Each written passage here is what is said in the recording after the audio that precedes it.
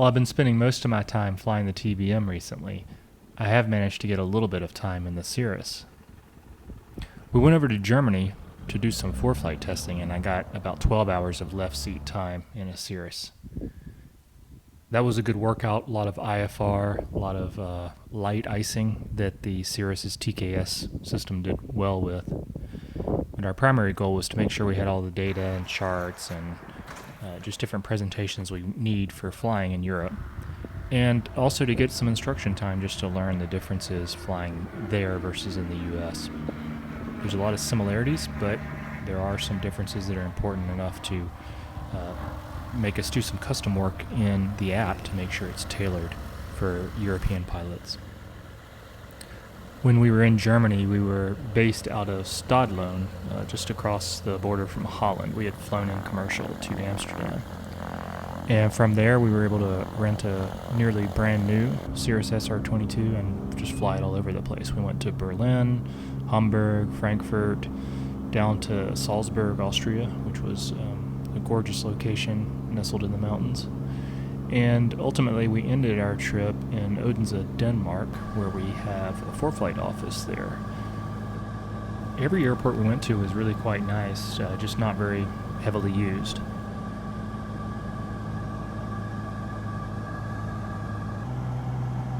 Everybody was really friendly. The place we went in Berlin had a great restaurant with a good view of the airport. The flying community over in Germany felt a lot like it does in the US, just much, much smaller. Here we are leaving Germany, making our way over to Denmark. More recently, I got checked out in a Cirrus SR22T in Austin. I've joined a group that allows access to a fleet of them. The primary reason was to get my wife some time in the Cirrus, as she's recently gotten her instrument rating.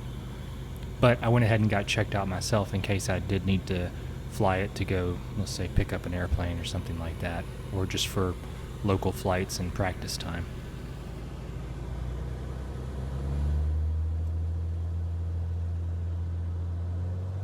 The first flight I did in the Cirrus in Austin was a VFR-focused visual flight where we did a flight review. We did some emergencies, a lot of different types of landings and so forth.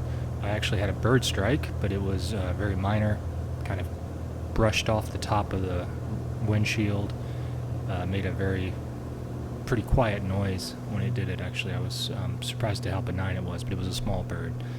We ended up landing just to make sure that nothing was messed up with the prop or the tail, and really you couldn't see any evidence of the bird strike.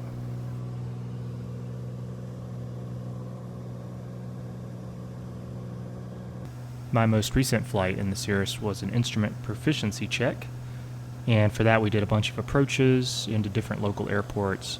We did a hold, we did various failures. One failure was the flaps. We assumed that the flaps would not come down at all, so we did a no-flap landing. And for another failure, we failed the two G1000 screens so that all that was left was the backup attitude indicator in the bolster area, plus my iPad. It was a good flight, it was fun, it was efficient. We got a lot of approaches in very quickly and enjoyed the time.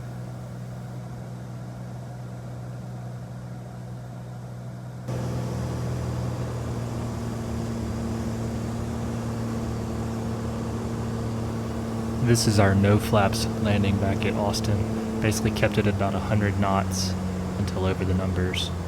Got down to around 90 and then just tried to keep it off the ground as long as I could.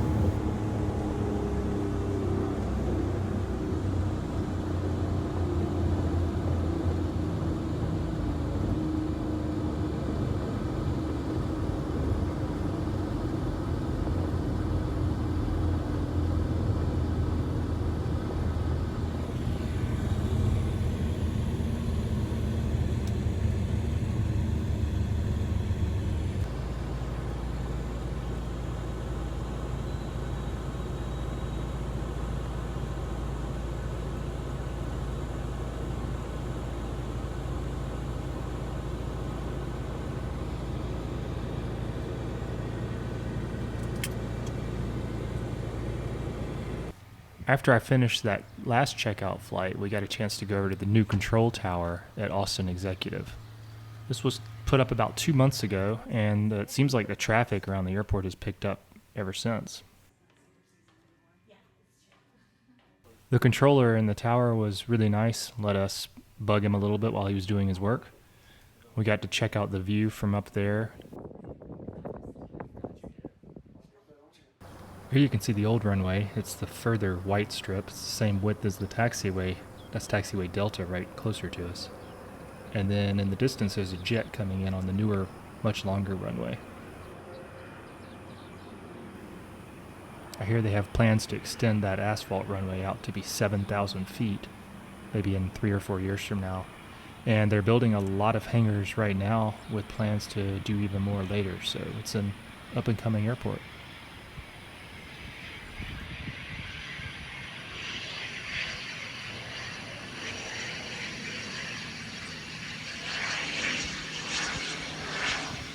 Okay, well that's it for this video. Thanks for watching.